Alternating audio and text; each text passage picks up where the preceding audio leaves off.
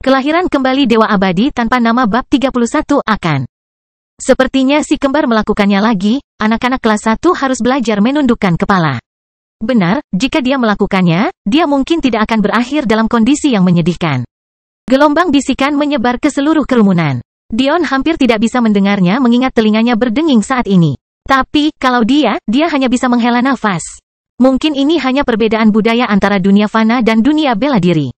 Di dunia fana, mereka yang berusaha sebaik mungkin dan bekerja keras akan selalu dipuji. Namun di dunia persilatan, mereka yang mencoba melakukan hal-hal di luar kemampuan mereka hanya akan dipandang rendah dan disebut bodoh. Tapi, mungkin ini hanya kenyataan secara umum. Satu-satunya alasan dunia fana bisa memiliki budaya seperti itu adalah karena pihak yang berkuasa membangun masyarakat yang aman dan tentram yang memungkinkan pihak yang lemah untuk menjalani kehidupan yang damai. Penjahat dihukum oleh hukum, perempuan dilindungi oleh pemerintah, anak yatim piatu diasuh oleh negara. Semua ini melahirkan budaya yang menjunjung tinggi kerja keras dan ketekunan. Namun, hal ini sama sekali tidak sama di dunia persilatan. Ini adalah tempat di mana kekuasaan berkuasa dan seringkali hukum tunduk pada keinginan siapapun yang memiliki kekuasaan lebih besar. Segalanya karena simpati mutlak atau kekuasaan mutlak. Sungguh menyedihkan, kata Dion di sela-sela batuknya. Begitu banyak wanita cantik yang melihatku dalam keadaan yang menyedihkan saat ini. Sayang sekali. Lupakan saja, selama Madelaineku yang berharga tidak melihatku seperti ini, aku akan selamat. Ucapan sarkastik Dion membuat Blue ingin meledakkan pembuluh darahnya. Namun, saat itu juga Darius melangkah maju. Biarkan dia pergi, biru. Dion terjatuh, menyebabkan dia hampir terhuyung ke tanah. Lututnya nyaris tidak bisa menahan diri, pandangannya terasa agak kabur. Saat ini, dia sulit berdiri tegak. Jelas sekali, dia mengalami gegar otak, dan cukup parah. Aku bisa saja membunuhmu, tapi itu terlalu mudah, kata Darius sambil terkekeh. Jadi bagaimana dengan ini? Jika kamu telanjang dan bersujud padaku 10 kali, aku akan membiarkan masalah ini berlalu. Bagaimana menurut Anda? Cukup sederhana bukan? Dion meletakkan tangannya di lutut, mengambil napas pendek. Sesaat kemudian tawa pelan memenuhi lorong, keluar dari bibirnya sendiri. Aduh, itu menyakitkan. Jangan tertawa, jangan tertawa, jangan tertawa. Dion meringis. Sepertinya dia tidak mendengarku. Blue, patahkan lengan kirinya. Darius berkata dengan acuh tak acuh. Itu mungkin membantunya memahami situasinya sedikit lebih baik. Patah, suara jelek memenuhi lorong. Dion mendengus dan napasnya menjadi semakin dangkal. Nafasnya keluar berupa desahan dangkal yang hampir terdengar seperti peluit. Aku akan memberimu waktu 3 detik lagi, atau kita akan mematahkan anggota tubuh lainnya. Kamu tidak perlu terlalu marah, aku bisa membiarkanmu ikut bercanda meskipun itu akan merusaknya. Jawab Dion. Maaf bos, 3 detik belum habis. Jangan khawatir, itu dibenarkan. Darius berjalan ke arah Dion yang acak-acakan. Pada titik ini, Dion tidak bisa lagi menggunakan lengannya untuk menopang dirinya sendiri. Dia menyandarkan punggungnya ke dinding, mencoba mengatur napas. Rambutnya berlumuran darah, celana dan kemejanya robek, dan lengannya terkulai lemas ke samping.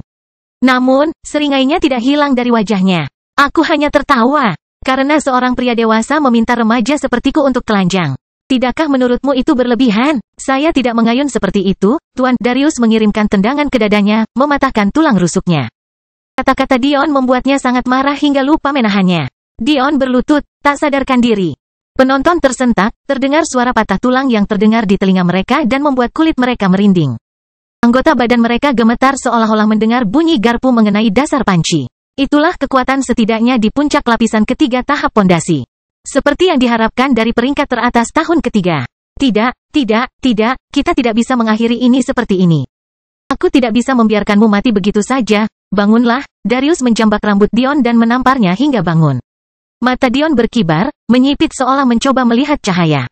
Ketika dia mengingat situasinya saat ini, senyuman berdarah terlihat di wajahnya. 5 menit lagi, cantik. Tidak bisakah kamu melihat aku akhirnya beristirahat? Darah tumpah dari mulut dan lengan Dion, menggenang ke tanah. Sepertinya kamu agak mengigau, kata Darius sambil memiringkan kepala Dion. Apa yang harus aku lakukan denganmu? Tidak, menurutku kamu terlihat sangat feminin. Jadi, aku tidak sengaja membiarkannya. Tamparan. Kata-kata Dion terhenti oleh tamparan keras lainnya. Mari kita coba lagi. Telanjangi, dan kau tahu 10 kali. Dengar kawan. Aku bercanda saat aku bilang kamu terlihat seperti wanita. Aku sudah bilang padamu, aku tidak akan mengayun-ayunkan itu, tamparan. Baiklah, kata Darius dengan suara tenang. Kamu punya 1 kesempatan lagi, atau aku membunuhmu. Pada saat itu, mata Dion melebar, mendapatkan kejelasan tajam yang belum pernah mereka rasakan sebelumnya. Tatapan ganasnya saja sudah membuat Darius merasa seolah-olah dia telah dijerumuskan melalui gerbang neraka. Apakah kamu tidak mendengarku sebelumnya? Kata Dion, suaranya tidak lagi serak.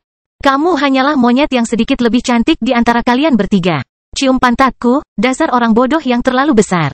Wajah Darius menjadi gelap. Dia gila. Yang harus dia lakukan hanyalah berlutut dan semuanya akan berakhir.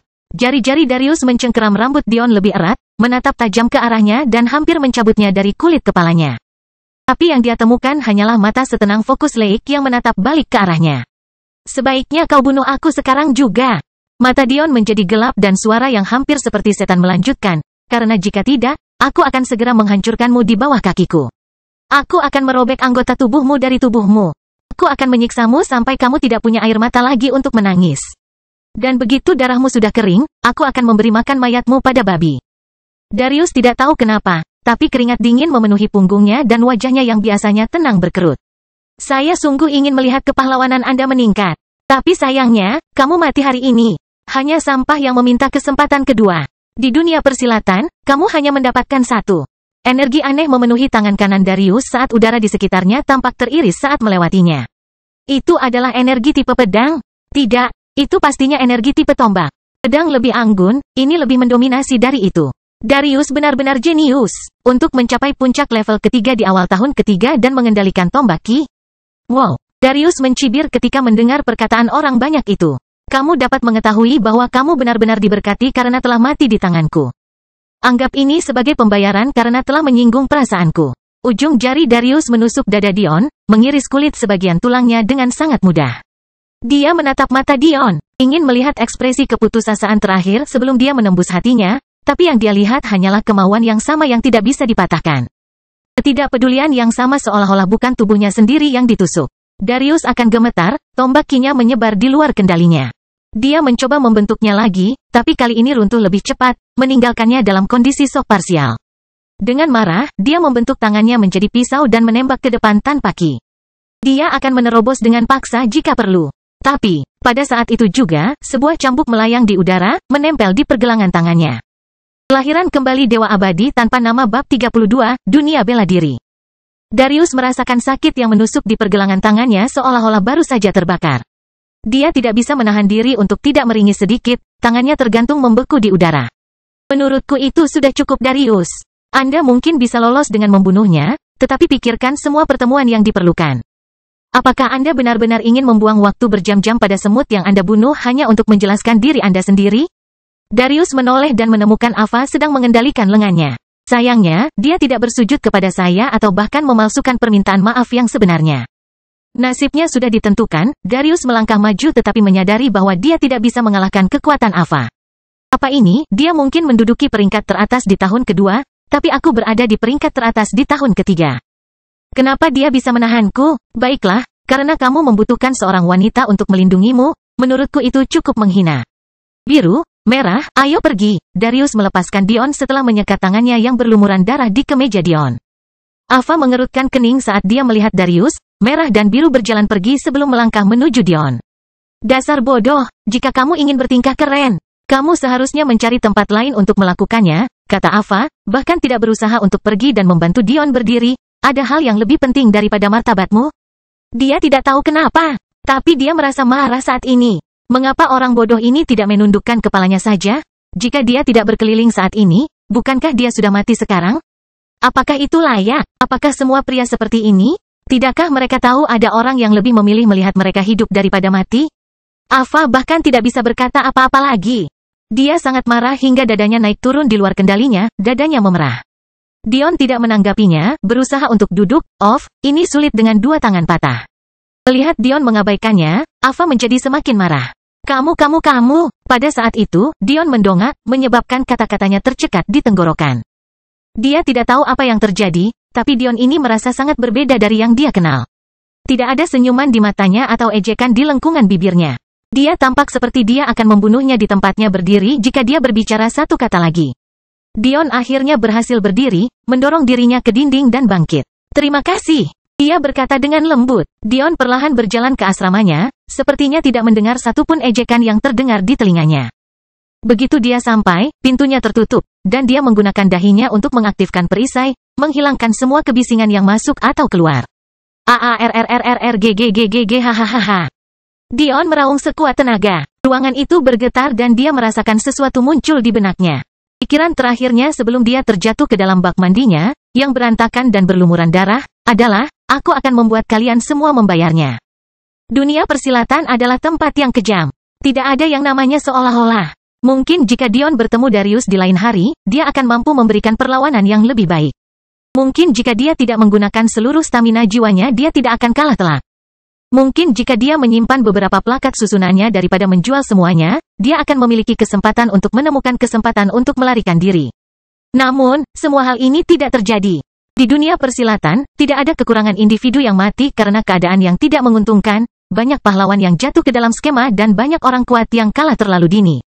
Dion bisa dianggap sebagai salah satu orang yang beruntung bisa bertahan hidup. Atau, mungkin itulah yang dipikirkan orang lain. Hanya Dion sendiri yang tahu apa yang akan dia lakukan jika tangan Darius terus menusuk ke depan. Darius berjalan melewati lorong Focus Academy dengan ekspresi muram.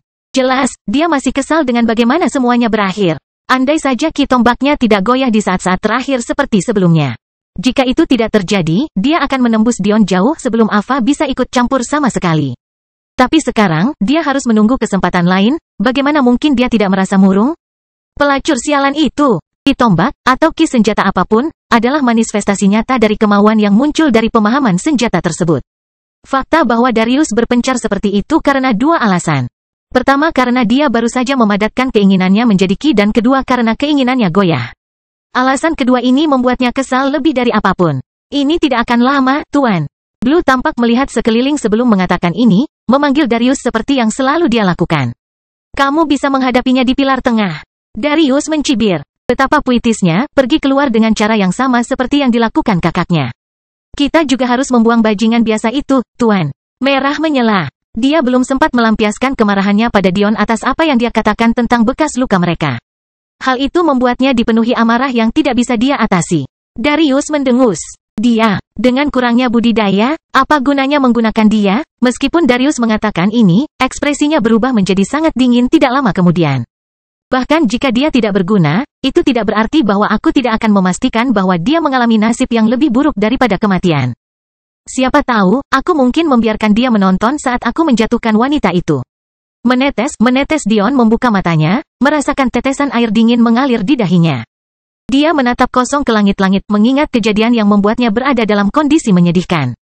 Tanpa bangun, dia menyalakan air dingin, menyiramkannya ke kepalanya sambil menarik napas dalam-dalam. Lengannya yang patah sepertinya tidak berpengaruh padanya. Setelah setengah jam, dia akhirnya berdiri dan membuang pakaiannya.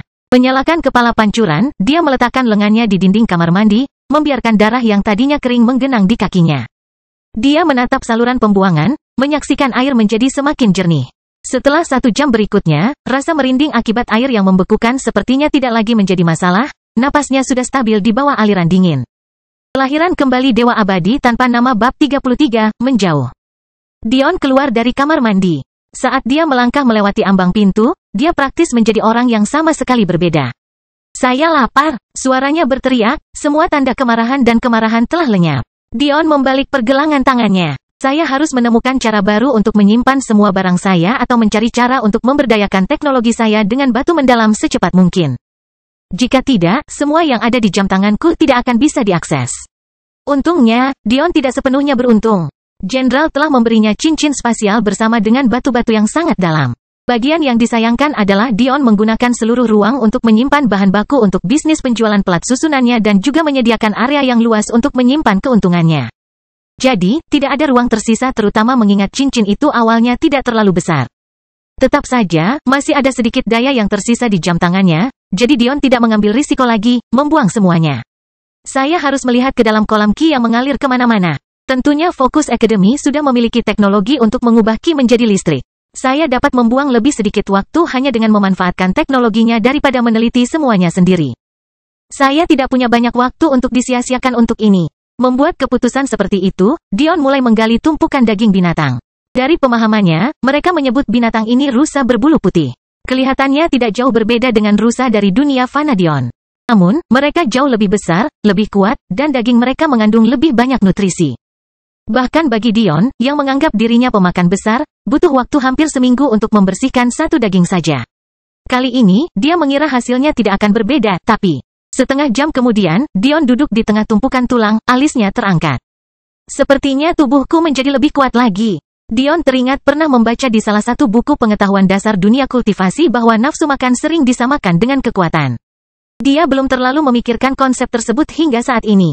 Salah satu cara paling kasar untuk memaksa tubuh tumbuh lebih kuat adalah dengan memecahnya lalu memperbaikinya. Kurasa aku berhutang budi pada Darius, Dion berpikir dalam hati. Sedikit cahaya dingin berkedip sebelum menghilang. Dion tidak tahu sudah berapa lama dia tertidur.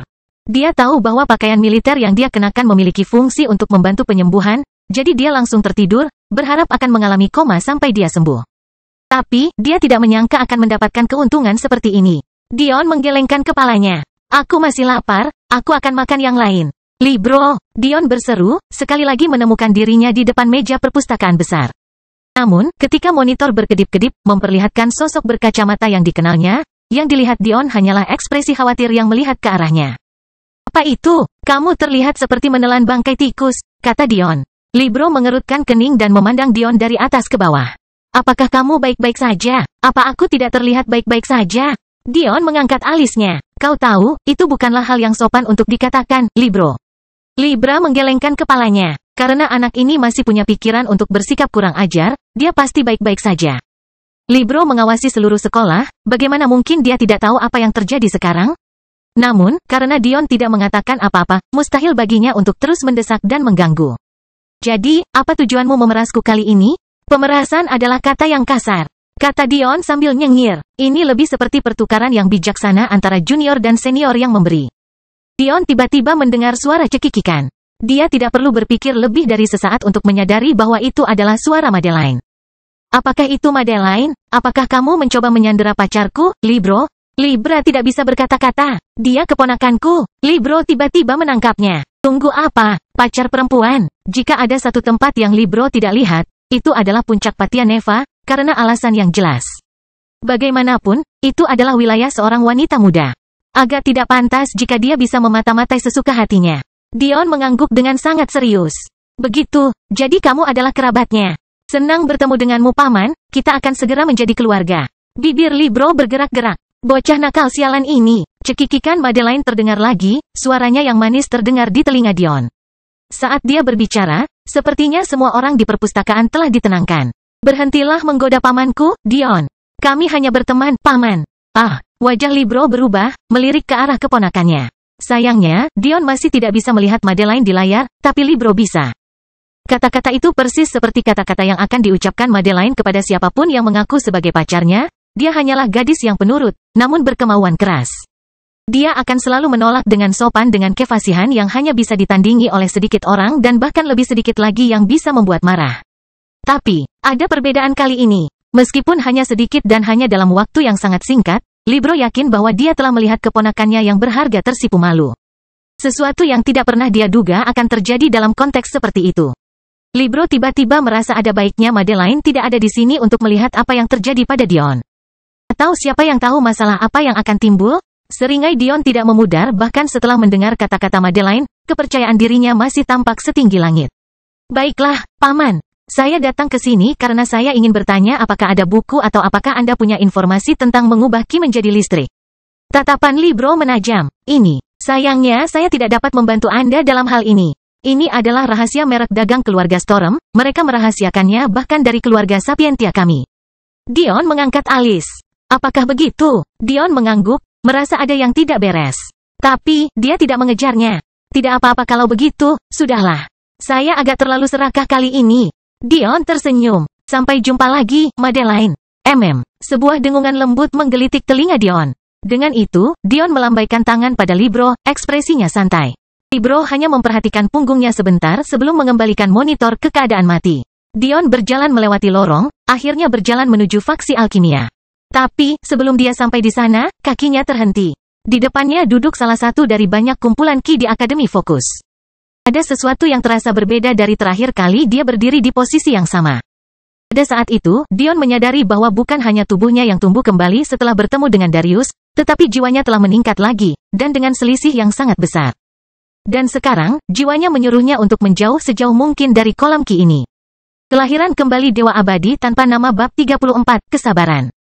Dion berjalan melewati ladang tumbuhan, melintasi aliran kecil saluran air yang direncanakan dengan cerdik dan memastikan tidak ada yang rusak dengan kakinya. Dia telah merawat taman ini bersama Ellie selama beberapa waktu sehingga pengetahuan teoritisnya perlahan-lahan menyatu dengan pengalaman kehidupan nyata. Akan selalu ada perbedaan antara melihat sesuatu di buku dan mengalaminya sendiri. Namun, saat ini Dion merasa perbedaan kedua bentuk ilmu tersebut baginya tidak jauh berbeda lagi. Dapat dikatakan bahwa dasar Dion dalam meramu pil saat ini sangat sempurna dan sangat baik. Bahkan jika dia mengabaikan semua pengalaman yang dia peroleh. Setelah beberapa sesi musik dengan Madeline, dia menemukan bahwa pengendalian apinya berada pada tingkat yang jauh melebihi apa yang dia butuhkan. Dion terus berkarya dengan senyuman di wajahnya, suara musik Madeline memberinya kedamaian batin. Pada saat itu, Delia datang menyerbu, momentumnya membuat takut Ellie yang tidak jauh darinya. Dion mengangkat alisnya. Untuk apa kamu membuat ulah, nak? Siapa gadis kecil itu? Delia marah. Apa yang telah terjadi? Jangan berbohong padaku, ceritakan semuanya padaku. Dion menggaruk kepalanya. Apa yang dibicarakan gadis kecil ini sekarang? Sejujurnya, dia belum pernah melihat Delia bertingkah seperti ini. Dalam banyak hal, sikap Delia cukup menggemaskan. Itu karena setelah beberapa saat mengamati, Dion menyadari bahwa dia selalu berusaha sebaik mungkin untuk meniru Madeline. Delia mencoba mengeluarkan getaran yang tidak tergesa-gesa, percaya diri, dan diam. Tapi, pada saat-saat seperti inilah dia dikecewakan sehingga fasadnya akan sedikit retak. Tentu saja, Dion tidak percaya bahwa dia sebenarnya adalah seorang tsundere yang pemarah, dia hanya berpikir bahwa sikap aslinya bukanlah apa yang dia tunjukkan. Setidaknya sekarang, emosi marah ini, setidaknya adalah dirinya yang sebenarnya, meski itu hanya sebagian kecil darinya. Apakah kamu masih mencoba menyembunyikannya? Apa yang terjadi dengan Darius? Mendengar kata-kata tersebut, Madeline dan Ellie sama-sama memandang ke arah Dion juga.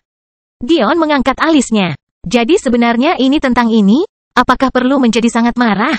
Itu urusanku yang harus aku tangani. Tidak, mereka tidak. Kaulah satu-satunya orang yang kulihat benar-benar meringankan rasa sakit kakak perempuan Madeline. Jika kamu mati, lalu apa yang akan terjadi padanya? Dion terkekeh. Jadi inilah mengapa gadis ini sangat gelisah. Ah, jadi itu alasannya. Untung kamu tidak jatuh cinta padaku, aku sudah berjanji padamu pada Ellie. Ah, Ellie merasa seolah-olah dia terkena peluru nyasar secara acak. Jangan dengarkan dia, putri. Dion tertawa terbahak-bahak, merasa sangat nyaman dengan dirinya saat ini. Namun, ketika dia melihat kembali ke arah Madeline, dia mendapati Madeline membalas tatapan khawatirnya. Jelas bahwa dia tampaknya menyadari bahwa ini lebih serius daripada yang dibiarkannya. Kemungkinan besar, Delia tidak akan bereaksi seperti ini jika nyawa Dion tidak dipertaruhkan. Dion, tentu saja, tidak merasa seperti ini. Seandainya staminanya tidak habis saat itu, dia tidak akan menderita seperti itu. Dan, saat ini, dia telah meneliti lebih banyak susunan dan kecil kemungkinannya untuk menderita. Namun, dia tidak bisa memberitahu Madeline dengan baik bahwa dia hanya menderita karena dia, bukan? Jadi, dia hanya tersenyum dan berjalan mendekat. Apa? Jangan bilang kalau kamu juga mengkhawatirkanku. Ekspresi Madeline memerah. Bukan seperti itu, aku. Madeline sedikit panik. Itu bukan karena perkataan Dion, melainkan karena dia tidak ingin Dion berpikir bahwa dia hanya mengkhawatirkannya demi dirinya sendiri. Karena terburu-buru menjelaskan, dia dengan gugup menyelipkan sehelai rambutnya ke belakang telinga. Namun, tindakannya begitu mendadak hingga tanpa sengaja kacamatanya terlepas. Dion dengan sigap menangkap mereka sebelum jatuh ke tanah. Kamu terlihat cantik bahkan tanpa kacamata, kata Dion, menyadari matanya bahkan lebih kemasan daripada yang dia berikan sebelumnya sambil memasang kembali kacamatanya ke wajahnya. Ellie duduk di dekatnya dengan bingung tentang apa yang sedang terjadi. Itu adalah seorang gadis yang bahkan sang putri disebut kakak perempuan. Apa yang sedang dilakukan Dion? Menggoda. Berhasil. Itu kakakku, pikir Ellie sambil tersenyum. Namun pada saat itu, suasananya tampak berubah total. Mata Dion menajam, auranya naik ke level baru. Perubahan mendadak itu membuat Madeline benar-benar lengah. Dia bisa merasakan kemarahan mendalam di dalam diri Dion yang tiba-tiba terlepas dari rantainya. Hembusan angin menyapu lapangan, menyebabkan ombak danau semakin ganas. Matahari yang bersinar terhalang oleh sesuatu saat suara keras terdengar. Siapapun yang muncul di udara menatap Dion yang saat ini membantu Madeline memasang kembali kacamatanya dan membentaknya. Kamu pikir kamu siapa? Jauh dari dia. Tanpa menunggu jawaban, suara siulan terdengar di udara. Dion, yang berdiri di depan Madeline memiliki kilatan emas di matanya saat indranya meningkat. Dia mengangkat tangannya ke arah suara, memungkinkan puluhan susunan pertahanan muncul, masing-masing lebih besar dari sebelumnya, berbaris dalam garis lurus yang naik ke langit. Itu adalah pemandangan yang sangat indah, seolah-olah beberapa perisai ilusi yang dilengkapi dengan roda gigi emas semuanya terwujud dari surga sendiri. Bang, bang, bang, anak panah itu, yang awalnya tidak lebih dari sebuah garis menembus langit yang hampir tidak terlihat, menembus penghalang demi penghalang, memotong susunan pertahanan Dion dan menghancurkannya satu demi satu. Tapi, jelas sekali, suara itu melambat seiring dengan bunyi pecahan kaca yang bergema. Akhirnya, anak panah itu muncul di hadapan penghalang terakhir dalam sekejap. Tangan Dion yang terangkat bersinar dengan lebih banyak susunan saat kecepatan lengannya ditingkatkan.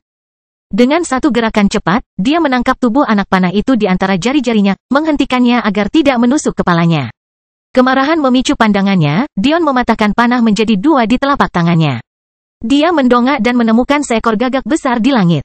Ia memiliki bentang sayap yang seolah ingin menghalangi sinar matahari dan sepasang pemuda di punggungnya.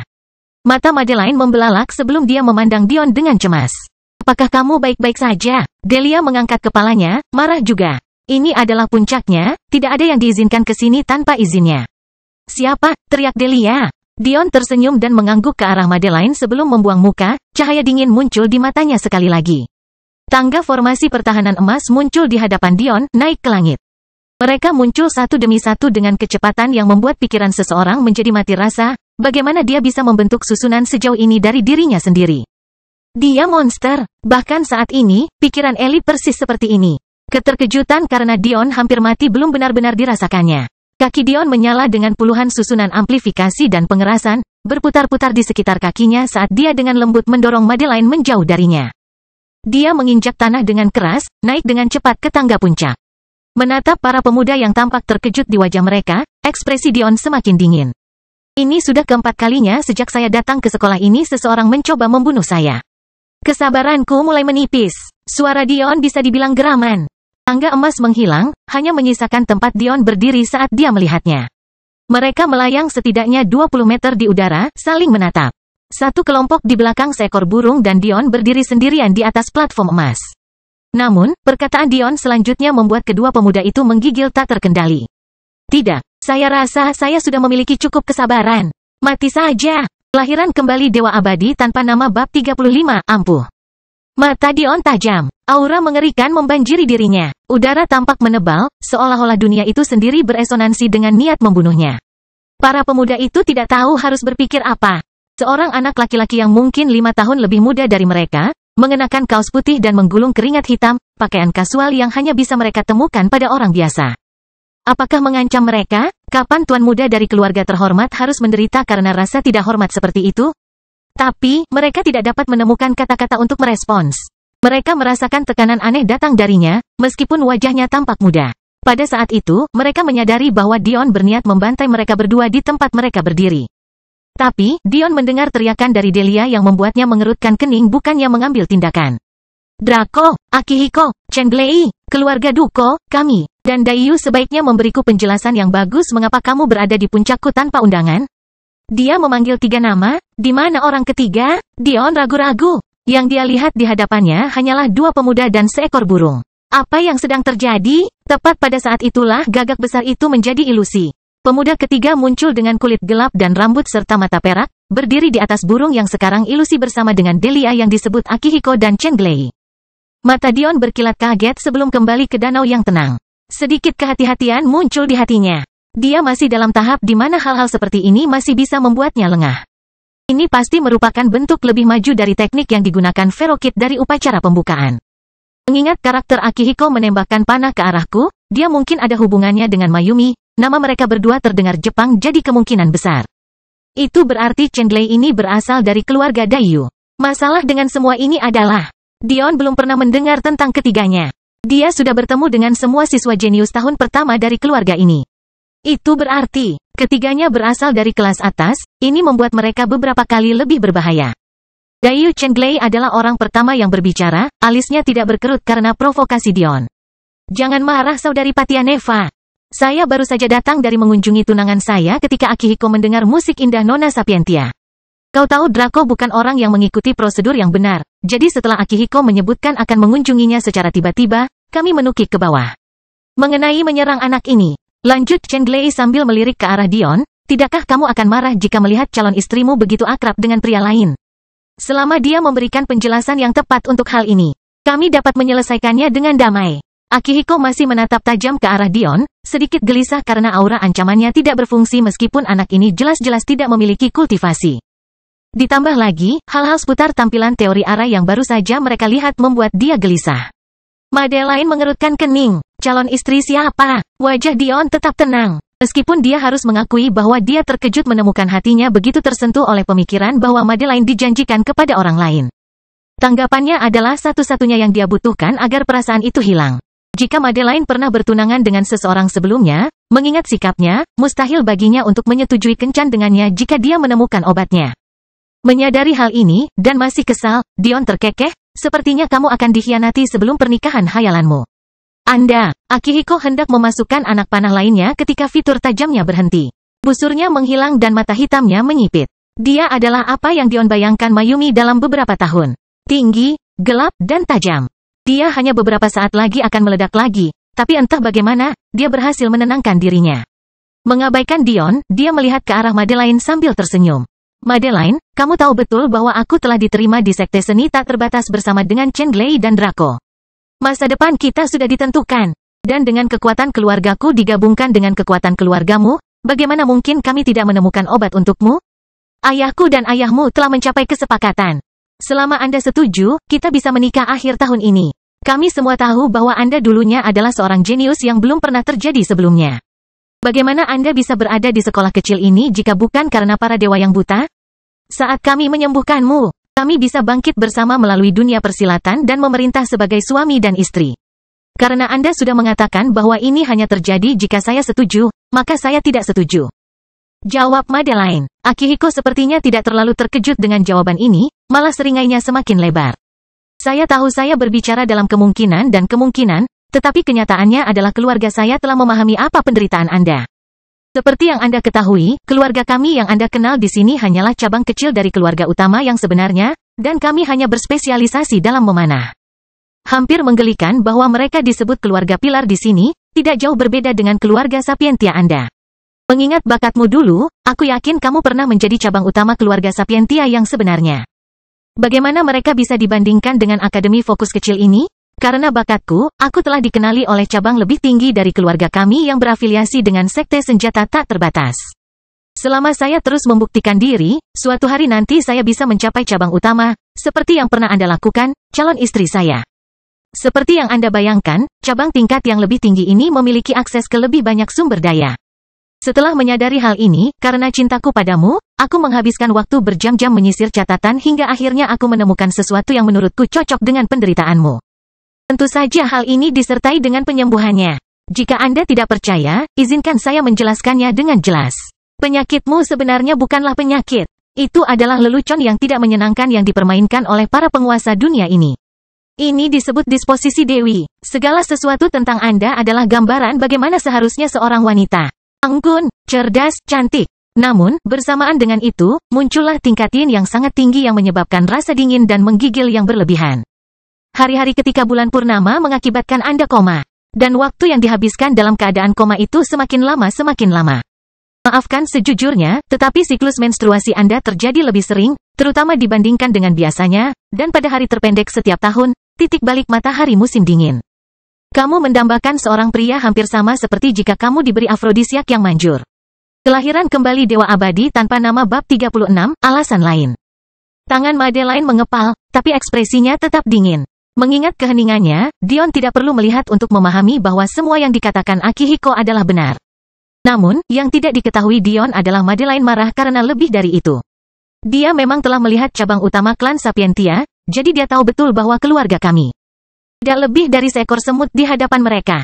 Jika bahkan keluarga utama Sapientia tidak memiliki obat untuknya, dan tuannya juga sama-sama mengalami kerugian. Bagaimana mungkin dia percaya bahwa keluarga kami mampu mencapai apa yang tidak bisa mereka capai? Omong kosong konyol macam apa itu? Penyakit yang tidak dikutip sebenarnya adalah manifestasi dari tipe tubuh yang sangat baik, Akihiko melanjutkan dengan senyum cerah. Itulah sebabnya kamu menjadi seorang jenius beberapa tahun yang lalu. Namun, tanpa pengobatan yang tepat, penyakit ini malah menjadi kutukan. Namun, saya punya obatnya. Sebenarnya, saya tidak keberatan memberitahu Anda apa itu. Lagi pula, kita akan segera menjadi suami istri. Dion sangat jelas tentang apa yang sedang terjadi.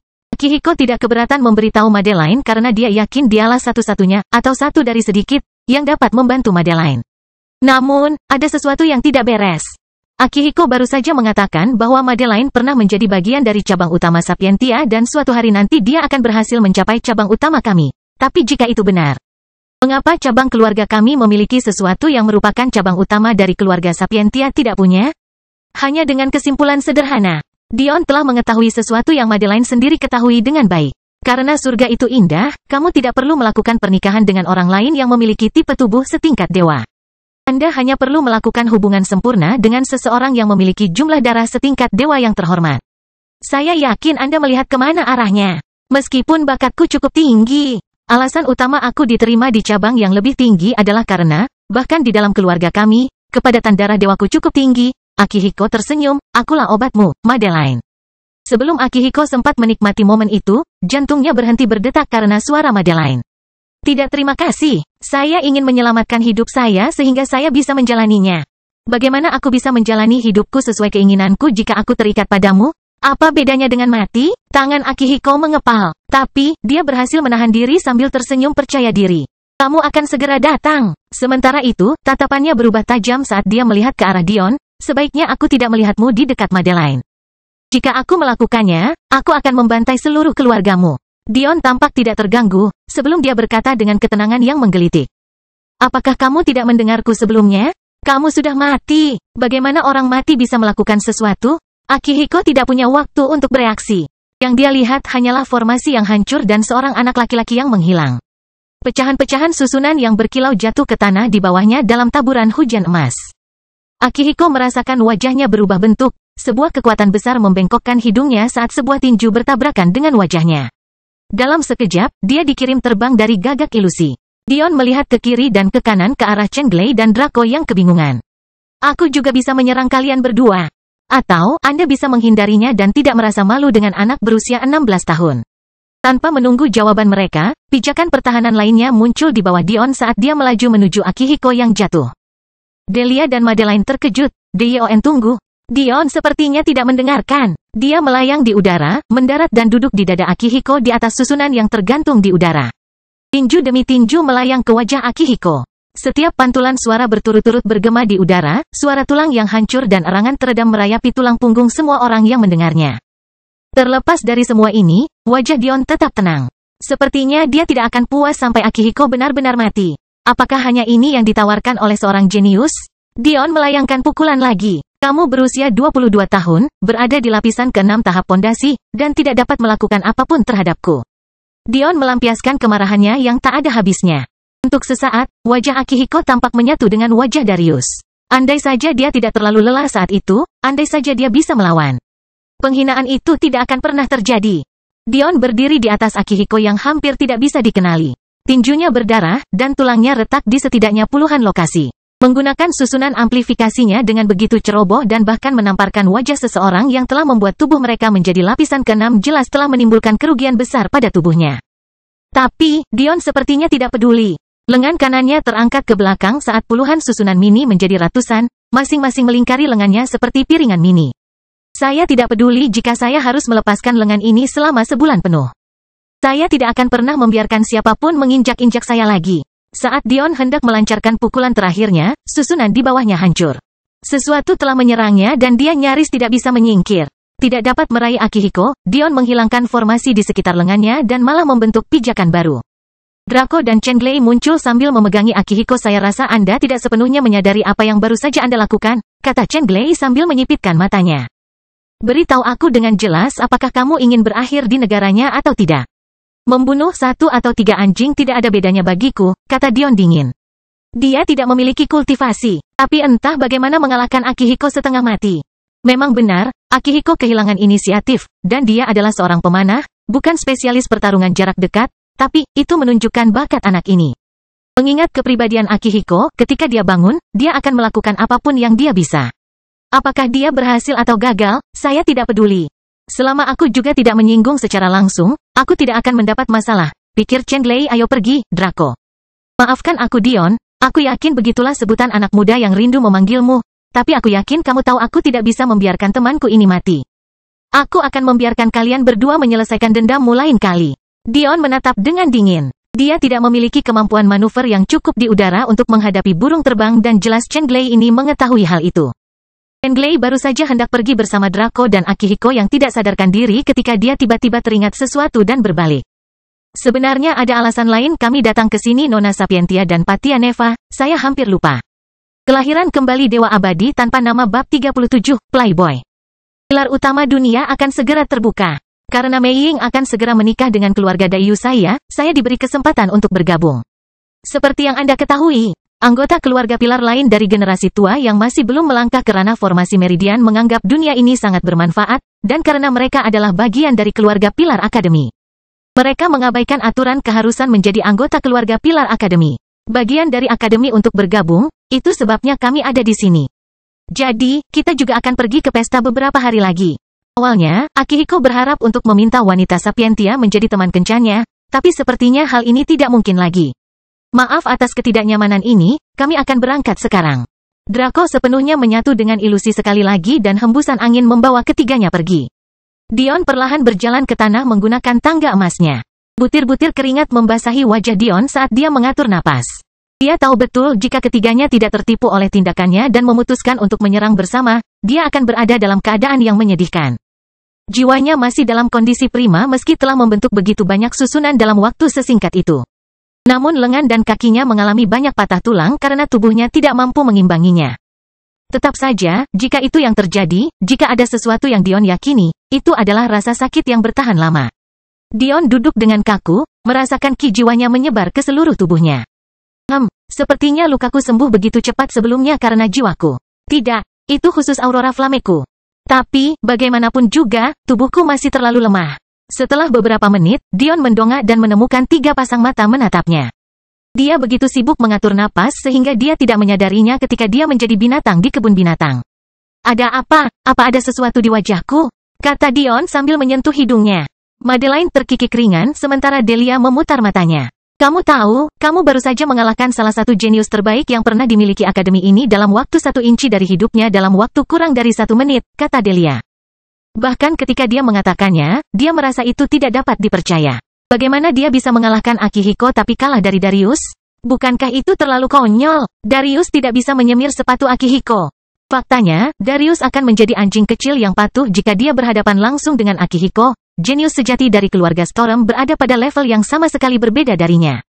Jenius terbaik. Dion memandang Delia dengan aneh. Kalian semua menggunakan kata itu terlalu enteng. Setiap jenius yang saya lihat ternyata lebih tidak kompeten daripada yang sebelumnya. Lihat saja Madelineku, dia sudah sakit bertahun-tahun dan tidak bisa berkultivasi, terlebih lagi dia 4 tahun lebih muda darinya, dan dia sudah berada di puncak tahap pembentukan. Kalau punya contoh seperti dia, bagaimana dia bisa jenius, kata Dion sambil tertawa. Catatan penulis, Akihiko berusia 22 tahun, bukan 18 tahun.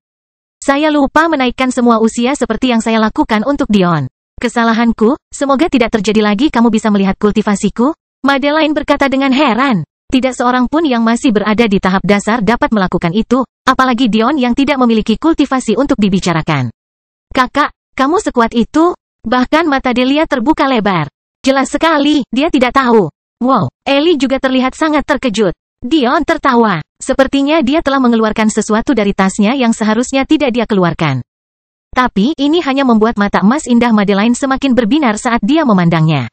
Dia tahu kultivasinya namun dia tidak memperlakukannya dengan rasa takut atau gentar sama sekali. Aurora saya cukup pandai mengartikan kultivasi. Itu sebabnya saya menyerangnya, saya cukup percaya diri untuk mengalahkannya jika saya mengejutkannya. Jelas Dion, kamu ceroboh. Anda tidak memiliki teknik bertarung, tidak memiliki teknik gerakan, tidak memiliki kultivasi, dan metode serangan Anda sama bagusnya dengan Anda menjadi seorang masokis. Mengapa kamu begitu suka menyakiti diri sendiri? Madeline memarahi. Dion mengusap hidungnya dengan malu, bisa dibilang aku menyakiti diriku sendiri? Kamu begitu penuh perhatian dan perhatian. Bagaimana aku bisa membiarkan bajingan seperti itu menjadikanmu sebagai istri? Setelah aku menemukan obat yang tepat untukmu, aku akan menjadikanmu milikku, Dion tertawa. Mungkin, tapi jika kamu tidak bisa mengalahkanku, bagaimana kamu bisa menemukan sesuatu yang aku tidak bisa? Madeline berkata dengan nada menggoda. Dion terkekeh, sama sekali tidak terganggu dengan kata-kata Madeline. Dia sebenarnya senang dia begitu kuat. Dengan begitu, ketika dia menyembuhkannya, dia bisa membawanya keliling dunia untuk mendominasi bersama. Pada hari dia menemukan cara untuk menghidupkan kembali orang tuanya, dia akan berada di sisinya. Dion menggelengkan kepalanya, menganggap pikirannya sendiri aneh. Aku baru saja bertemu gadis ini. Saya perlu menenangkan diri. Dia mendapati dirinya terlalu tergila-gila. Untuk seseorang yang tumbuh di dunia fana, dan bahkan bagian baratnya dengan negara-negara seperti Amerika dan Kanada. Memikirkan kata-kata seperti itu tentang seorang gadis yang baru dikenalnya selama beberapa minggu akan membuatnya terlihat seperti orang gila.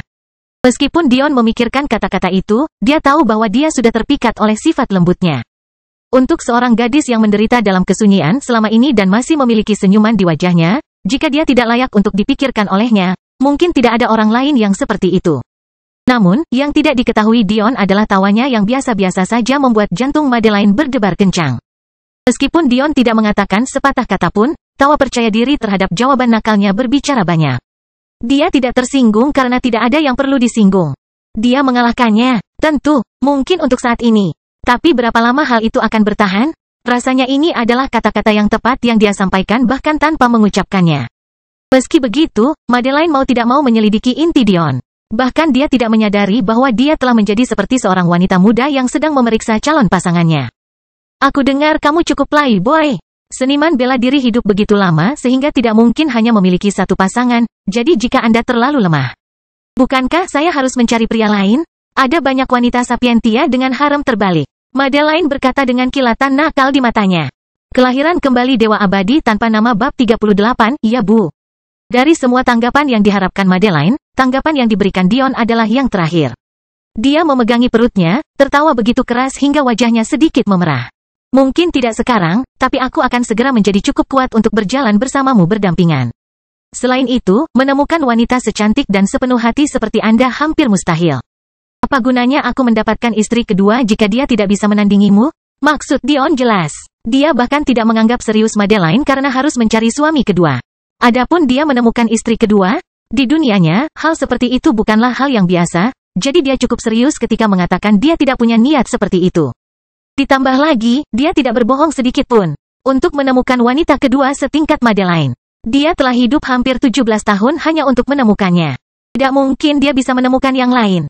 Bukan, apa gunanya memiliki istri yang kualitasnya lebih rendah? Ellie dan Delia memperhatikan dengan canggung ke samping sementara Dion dan Madeline saling menggoda. Delia menggelengkan kepalanya, jengkel. Mereka mungkin sudah saling kenal selama beberapa minggu, bagaimana bisa sampai pada titik ini? Dia merasa seperti sedang menyaksikan kakak perempuannya dicuri oleh serigala besar dan jahat. Madeline dan Dion sepertinya tidak mendengarnya. Atau mungkin, mereka benar-benar berada di dunianya sendiri. Itu jawaban yang bagus, Madeline berkata dengan sedikit terkejut. Kalau begitu, kamu harus bekerja keras. Karena meskipun aku tidak mau menerima tawaran Akihiko, ayah, ibu, dan kakak-kakakku sangat menyayangiku dan akan tergoda tanpa henti karenanya. Karena kamu, aku bisa hidup dengan nyaman lagi, dan mereka akan sangat berterima kasih atas hal itu, tapi aku masih belum sembuh. Meskipun dia tahu Madeline sedang bercanda, Dion menganggukkan kepalanya dengan serius. Kudengar aku jenius dalam bidang alkimia, akan tiba saatnya aku pasti bisa melakukannya. Ditambah lagi, aku sangat curiga dengan pernyataan Akihiko. Jika Anda mendapat bantuan dari cabang utama keluarga Sapientia, pusat informasi alam semesta, bagaimana mereka bisa mendapatkan informasi yang tidak Anda semua miliki? Itu tidak masuk akal. Jika saya bisa memecahkan masalah ini, saya yakin keluarga Anda juga bisa. Dion tidak terlalu khawatir. Keluarga Sapientia adalah cendekiawan dunia persilatan. Jika mereka dibodohi oleh sesuatu yang begitu bodoh, maka pasti ada masalah. Madeline mengangguk, inilah salah satu alasan dia menolak dengan tegas. Dia tidak disukai klan utama karena penyakitnya. Mengingat bakatnya sebelumnya, mengapa mereka menyerah begitu saja? Jika itu hanya masalah menikahi seseorang dengan konsentrasi darah dewa yang tinggi. Bagaimana mungkin cabang utama keluarga Sapientia tidak memiliki hubungan dengan sekutu seperti itu? Dan sekutu mana yang tidak mau menikahkan gadis berbakat seperti dia ke dalam keluarga mereka meskipun itu berarti melepaskan bakat mereka sendiri? Selain mempertimbangkan fakta bahwa lebih dari satu istri adalah kejadian normal di dunia persilatan, tidak ada jawaban yang masuk akal bagi mereka untuk menyerah padanya. Tapi, hal ini menimbulkan masalah lain yang disimpan Dion di hatinya. Bahkan jika dia tahu bahwa dia adalah orang yang sangat berbakat dalam bidang alkimia. Bagaimana mungkin klan berbasis informasi seperti keluarga Sapientia bisa memiliki akses ke sekutu yang jauh lebih mahir daripada dirinya saat ini? Jika para alkemis Arai mempunyai obatnya, Pastinya keluarga Sapientia akan bersedia membayar harganya, bukan? Jadi mengapa Madeline ada di sini dan belum sembuh? Dion punya firasat buruk. Tapi dia menahannya dan menunjukkan senyum percaya diri pada Madeline. Jika bahkan tokoh-tokoh terkemuka di dunia tidak menemukan obatnya, maka dia harus membuatnya sendiri. Jadi, untuk pria lemah di haremmu, apa yang boleh kami lakukan? Kata Dion bercanda, meringankan suasana. Dia tidak benar-benar mengharapkan jawaban, tapi Madeline sekali lagi mengejutkannya. Baiklah, Madeline merenung sejenak sambil tersenyum, bagaimana kalau kamu mengajakku ke jamuan makan ini? Dion berkedip dan pura-pura kaget. Menutupi selangkangannya dengan kedua tangan, dia memasang ekspresi ketakutan. Jangan kira aku tidak tahu titik balik matahari musim dingin akan segera tiba, jangan bilang kamu berencana mencuri kepolosanku. Madeline memerah mendengar omong kosong Dion. Namun, Delialah yang mengirimkan pukulan ke sisinya. Retakan, Dion meringis, merasakan penyembuhan tulangnya semakin parah. Apakah ini benar-benar harga yang harus dia bayar untuk sebuah lelucon yang tidak bersalah? Jaga mulutmu, orang cabul. Delia benar-benar kehilangan ketenangannya. Tapi dilihat dari ekspresinya yang memerah, dia lebih malu daripada marah. Aduh. Aku minta maaf. Madeline mengerucutkan bibirnya. Mungkin aku akan meminta Ellie untuk mengantarku. Ngomong-ngomong Ellie, aku belum pernah berterima kasih padamu dengan baik karena telah merawat taman ini dan tanaman obatku sebelumnya. Terima kasih banyak, kamu telah membantuku melewati masa-masa sulit. Ellie menunduk malu-malu, itu bukan masalah besar, Nona Madeline, aku hanya melakukan yang terbaik untuk faksi alkemis Arai. Madeline tersenyum, panggil saja saya Madeline. Dion terkekeh, sepertinya kamu lebih baik dengan perempuan daripada aku, ya, Ellie? Ellie tersipu malu, tidak bisa melihat ke atas. Kelompok itu tertawa sedikit sebelum Madeline menatap Dion dengan pandangan tegas. Kamu tidak diperbolehkan memakai celana olahraga ke jamuan makan, Dion, kalau tidak aku tidak akan mengakui kamu. Aku akan menemuimu di kamar asramamu dengan pakaianmu 1 jam sebelum jamuan makan. Dion tersenyum lebar, ya, Bu. Kelahiran kembali Dewa Abadi tanpa nama bab 39, kadang-kadang. Ellie dan Dion terus bekerja di ladang, melompati aliran air kecil, menanam benih baru, dan memetik tanaman matang. Ellie secara pasif bergumam pada dirinya sendiri sepanjang waktu, terkadang mengatakan hal-hal yang bahkan Dion sendiri tidak begitu mengerti. Rumput fauning memiliki sifat yang lembut, dan kebutuhan airnya jauh lebih sedikit dibandingkan tanaman lainnya. Saya harus memindahkannya lebih jauh dari sungai dan menjauh dari pohon willow setan yang lebih dominan. Jika tidak, pada akhirnya akan digunakan sebagai pupuk. Ini akan berhasil, pohon willow setan sebenarnya membutuhkan persediaan air yang banyak agar tidak mengeringkan tanah dengan sifat apinya. Jika saya mendesain ini dengan baik, akan ada keseimbangan yang baik di mana masing-masing keduanya dapat tumbuh dengan baik. Musik lembut dimainkan saat mereka bekerja.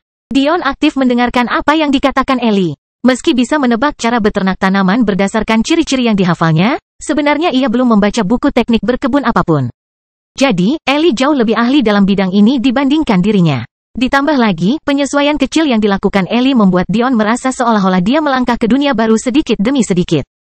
Segera mereka selesai dan pergi ke danau untuk mencuci kaki mereka. Ellie bersikeras agar mereka bertelanjang kaki di ladang agar mereka tidak merusak tanaman secara tidak sengaja. Saat Delia dan Madeline melambaikan tangan kepada mereka, matahari sudah terbenam di langit. Begitu saja, puncak Patia Neva menjadi sunyi senyap, suasana di antara dua remaja putri bermekaran. Namun Delia sepertinya ingin sekali mengatakan sesuatu. Tapi, dia tidak tahu bagaimana tepatnya mengungkapkannya dengan kata-kata. Tidak dapat menahan diri lagi, dia akhirnya mengatakannya tanpa berpikir. Kakak, apakah kamu mencintainya? Saat Delia mengucapkan kata-kata ini, dia tersipu malu. Sama seperti gadis muda lainnya yang tumbuh di masa mudanya, Delia tertarik pada topik semacam itu. Tapi, dia tidak pernah benar-benar memahaminya. Namun sekarang, sahabatnya, Mei Ying, akan segera menikah dengan Chen Glei. Dan bahkan kakak perempuannya membuat namanya beredar dalam pembicaraan pernikahan meskipun dia menolak. Hal itu membuat Delia sangat sadar akan usianya. Bukankah seharusnya dia juga akan segera menikah?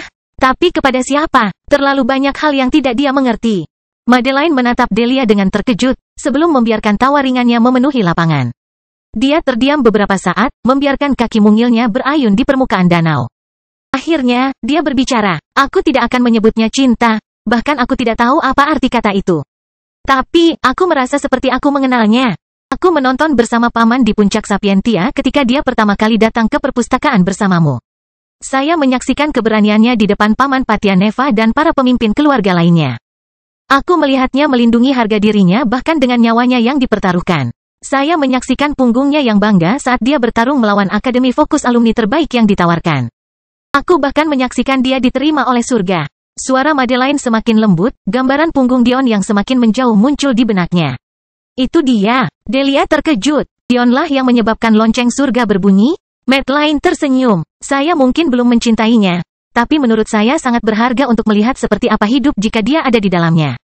Jika aku bisa tersenyum dengan kebahagiaan sejati seperti ini setiap hari, meski hidupku singkat, bukankah itu sepadan? Dion mendengkur ringan. Setelah tenggelam dalam pembelajaran lebih lanjut selama beberapa hari terakhir, dia berhasil memanfaatkan dirinya sepenuhnya lagi. Namun, pada saat itu, suara lembut terdengar di telinganya. Melodi lembut membangunkan Dion. Dia hampir tersentak kaget ketika dia melihat sosok halus duduk di samping tempat tidurnya. Dion berkedip, Madeline. Tiba-tiba, dia tersentak bangun, menamparkan keningnya sendiri. Perjamuannya, saya minta maaf. Dion bingung. Bagaimana dia bisa melupakan sesuatu yang begitu penting? Madeline tampaknya tidak terlalu mengkhawatirkan hal itu sambil tersenyum. Bahkan setelah menyelinap ke kamar laki-laki, dia adalah gambaran kesempurnaan. Kulitnya yang halus dan cerah bersinar melalui celah di kipaunya, membuat kakinya yang ramping menghiasi mata Dion. Rambutnya ditata seperti biasa, namun dihiasi dengan sisir rambut yang indah, berwarna perak dan emas berkilau dengan sedikit warna ungu. Gaunnya berwarna ungu seperti biasanya, tapi jelas lebih elegan dan halus. Itu menempel erat di lekuk tubuhnya, membuat Dion tertegun beberapa saat. Setelah Dion selesai tertegun, dia menyeringai lebar hingga bibirnya hampir pecah. Jika aku muncul bersamamu, mereka akan membunuhku selamanya. Tawa lembut Madeline memenuhi ruangan. Lanjutkan. Aku meninggalkan pakaianmu di kamar mandi. Ini baru setengah jam sejak jamuan makan dimulai, jadi kupikir aku akan membiarkanmu tidur. Karena kamu sudah bangun, sebaiknya kita pergi. Dion melompat dan menuju ke kamar mandi, meninggalkan Madeline menatap dinding susunan yang tergambar. Dia benar-benar bekerja keras, tidak heran dia sangat lelah. Biarkan saya memainkan lagu yang menyegarkan untuknya. Dion keluar dengan perasaan segar. Dia mengenakan pakaian formal yang lebih cocok dengan dunia manusia. Celana panjang hitam dan kemeja ungu ketat menempel di tubuhnya. Dia memakai jam tangan yang hampir tidak pernah dia pakai dan menyingsingkan lengan bajunya. Madeline berjalan ke arahnya dan mengancingkan sesuatu yang terlewat. Sepertinya kadang-kadang kamu bisa sangat tampan, kata Madeline sambil tersenyum lembut. Bagaimana aku bisa cukup tampan untukmu? Saya harus menebusnya dengan menjadi lebih kuat. Dion benar-benar tergila-gila. Dia mengangkat dagunya, mengalihkan perhatiannya dari fokus untuk memperbaikinya dengan benar. Jarak keduanya begitu dekat hingga bisa merasakan hangatnya nafas satu sama lain. Tatapan mereka terkunci satu sama lain, jantung mereka berdetak kencang. Kelahiran kembali Dewa Abadi tanpa nama bab 40, Tangisan Burung. Madeline membeku, tidak bisa berhenti menatap mata Dion yang jernih untuk waktu yang lama. Baiklah, baiklah. Dia menggelengkan kepalanya. Ayo pergi, kita sudah terlambat. Tidak. Bagaimana aku bisa membiarkanmu berjalan ke sana? Saya mungkin akan jatuh ke surga karena hal seperti itu. Dion menghentikan Madeline keluar dari pintu karena gugup. Bagaimana dia bisa membiarkan kecantikan seperti itu berjalan? Madeline kembali ke Dion, sedikit bingung. Kalau begitu, bagaimana kamu ingin sampai ke sana? Dion tersenyum misterius. Dia berjalan menuju jendela dan meletakkan tangannya di atasnya. Banjir cahaya keemasan mulai mendorong air menjauh dari kaca, menyebabkan bentuk setengah bola sempurna muncul di sisi lain. Simbol dan roda gigi yang rumit terpantul ke dalam ruangan, menari dengan birunya air malam dan menciptakan pemandangan yang indah. Dion kembali ke Madeline, mengulurkan tangannya. Setelah sedikit ragu, sebuah tangan halus menyelinap ke tangannya, ekspresi keingintahuan di wajahnya. Ini adalah sesuatu yang telah saya kerjakan selama beberapa hari terakhir. Mendorong air menjauh hanyalah versi bentuk bola dari susunan pertahanan yang baru-baru ini saya kuasai, tapi, ini adalah bagian yang sangat keren. Dion menarik tangannya kembali sebelum mengetuk jendela. Sebuah susunan mulai terbentuk dari 8 titik berbeda, berputar-putar dengan nuansa emas. 10 menit kemudian, Dion mengulurkan tangannya yang bebas dan yang mengejutkan Madeline, tangannya menembus jendela. Ini adalah susunan tipe ruang berskala kecil. Saya belum bisa mempercepat susunannya, tapi ini sangat berguna untuk melewati berbagai hal. Dion berbalik dan tersenyum pada Madeline, ayo pergi. Sebuah tangga kecil menuju jendela besar terbentuk. Dion membimbing Madeline melewati dan masuk ke dalam air yang gelap secara perlahan. Madeline melihat sekeliling dan menyentuh tepi formasi pertahanan. Wajah cantiknya memancarkan kegembiraan dan kekaguman. Wow, ketika dia melihat kembali ke arah Dion, yang dia lihat hanyalah tatapannya yang tetap tertuju padanya, menyebabkan wajahnya memerah dengan warna merah yang lebih dalam. Bola itu mulai naik perlahan melalui air. Cahaya bulan bersinar melalui danau dan bintang-bintang bersinar di langit. Menembus permukaan air, bola emas menghilang. Madeline hanya bisa berpegangan pada lengan Dion saat mereka terbang ke langit. Aku punya satu kejutan lagi. Dion tersenyum sambil mengangkat tangannya yang bebas sehingga formasi burung kecil, kupu-kupu, dan bunga lili muncul dan mulai berputar di sekelilingnya. Formasi pertahanan di bawah mereka mulai berubah. Ia menumbuhkan sayap dan menyalakan api seolah-olah itu adalah burung phoenix. Panggilan tajam terdengar di langit saat mata Madeline berbinar. Melihat wajah Madeline bermekaran kebahagiaan, Dion merasa seolah-olah dia sedang duduk di puncak dunia. Tapi, kemudian dia memikirkan sesuatu yang aneh. Di mana tepatnya perjamuan ini diadakan? Dion bertanya sambil terbatuk ringan. Madeline terkikik dan menunjuk ke arah tertentu. Malam itu, seekor burung phoenix terbang melintasi langit ditemani makhluk-makhluk cantik yang beterbangan. Ia mencerahkan malam saat ia mengepakkan sayapnya dengan lembut. Pada puncak tertentu, perayaan sudah berlangsung. Mei Ying menempel di lengan Delia sambil cemberut. Mata ungunya mencerminkan ketidakberdayaan. Delia, aku tidak tahan dengannya. Aku tidak percaya ayahku menyetujui pernikahan ini, sekarang aku bahkan tidak bisa menyingkirkannya. Anda tahu, keluarga Bai dan Dayu tidak pernah berhubungan baik. Ayahku pengecut sekali, memanfaatkan kesempatan pertama untuk mencari perdamaian dengan menjual putrinya. Delia tersenyum pahit. Mereka sudah melakukan percakapan ini jutaan kali malam ini saja. Terkadang Anda hanya perlu melakukan hal-hal yang tidak ingin Anda lakukan demi kebaikan yang lebih besar, Mei Ying. Chen Glei tidak terlalu buruk. Dia sopan dan berbakat. Dia tampan dan, paling tidak, dia bukan Akihiko. Cibiran Mei Ying semakin dalam. Kalau begitu, kenapa kamu tidak menikah dengannya? Dia mungkin bukan Akihiko, tapi dia mungkin lebih buruk lagi. Chen Glei selalu mengendalikan emosinya, Anda tidak akan pernah tahu apa yang dia pikirkan. Bagaimana jika dia lebih psikopat daripada Akihiko? Kamu mungkin tidak akan pernah melihat sahabatmu hidup lagi. Kamu bersikap terlalu dramatis. Delia memutar matanya. Teman-teman itu sedang berjalan melalui jalan taman. Sebuah lengkungan besar muncul setiap beberapa meter, menerangi jalan dengan cahaya bersinar yang menyelimutinya. Bunga-bunga berserakan di sekeliling dan keindahan di bawah sinar bulan tak terkatakan. Mei Ying hanya bisa tersenyum pahit melihat jawaban Delia. Kamu sangat naif, Delia. Saya iri dengan sikap lugas Anda yang terikat tugas. Tapi saya tidak tahu apakah saya bisa melakukannya. Aku lapar. Kenapa jamuan makannya belum dimulai? Mei Ying akhirnya menemukan hal lain untuk dikeluhkan. Ayolah Mei Ying, kamu tahu kakak-kakak kita tidak akan bisa beristirahat sampai Madeline tiba di sini. Mereka sudah gatal untuk mulai bersaing satu sama lain selama ini. Tapi bagaimana mereka bisa melakukannya ketika gadis yang mereka rindukan belum juga datang? Delia membuat lelucon yang jarang terjadi. Itu benar, kakak perempuan belum datang. Mungkinkah penyakitnya kambuh lagi? Mei Ying bertanya dengan sedikit khawatir. Kamu akan lihat. Mei Ying memandang Delia dengan bingung.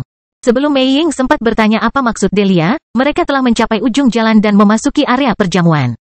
Di bawah langit malam, sebuah meja panjang yang dihiasi dengan pakaian dan pola meja berwarna putih sangat mencolok. Lampu lilin berkelap-kelip dan remaja putra dan putri keluar masuk kelompok, bersosialisasi dengan riang di ruang terbuka yang luas. Mei Ying, Nona Patianeva, pernahkah Anda mendengar sesuatu dari Nona Sapientia? Kakak laki-lakinya dan Akihiko menjadi sedikit gelisah. Mereka berbicara tentang akan menemukannya. Mereka agak khawatir ada sesuatu yang tidak beres. Chen Glei, memperhatikan kedua gadis itu, mendekat. Maaf, Chen Glei, kami belum melakukannya. Tapi, bagaimana kalau kamu menghabiskan waktu bersama Mei Ying? Aku yakin dia akan menghargainya. Mei Ying mencubit lengan temannya, tapi Delia berpura-pura tidak menyadarinya. Senyuman kecil muncul di wajah Chen Glei. Itu akan menjadi suatu kehormatan, kata Chen Glei sambil mengulurkan tangannya ke arah Mei Ying. Sebelum Mei Ying dapat menjawab, sekelompok pemuda berjalan mendekat, menyebabkan Chen Glei secara halus menurunkan tangannya. Banyak dari kelompok ini yang mudah dikenali oleh Dion. Bahkan Darius termasuk di antara kelompok itu, meski sikapnya jauh lebih pendiam dan penuh hormat, seolah-olah dia takut menyinggung siapapun dengan napasnya. Seorang pria muda dengan mata emas bersinar melalui kacamata berbingkai kristal berjalan dan berdiri di samping Chen Glei sebelum Akihiko berjalan ke arah gadis-gadis itu juga. Dia memiliki temperamen yang halus dan momentum yang kuat. Tak sedikit wanita cantik yang mencuri pandang ke arahnya dari seluruh penjuru jamuan makan. Dia tak lain adalah kakak tertua Madeline, Oliver. Kami sedang berpikir untuk mencari adik perempuanku, kata Oliver, tapi tidak akan baik-baik saja jika kami memasuki kamar wanita, jadi kami berharap kamu ikut dengan kami. Suara pemuda itu lembut dan ramah. Hal ini menyulitkan siapapun untuk mengatakan tidak terhadap permintaannya. Kakak Oliver, tentang itu, sebelum Delia selesai berbicara, seruan burung yang tajam terdengar di langit. Awan malam di atas tampak seperti terbakar ketika seorang pria dan wanita muda yang dikelilingi oleh cahaya keemasan dan nyala api berdiri dengan anggun di langit. Banyak yang tidak bisa menahan diri untuk tidak melihat ke atas dengan kaget. Siapa yang datang dengan pintu masuk megah seperti itu?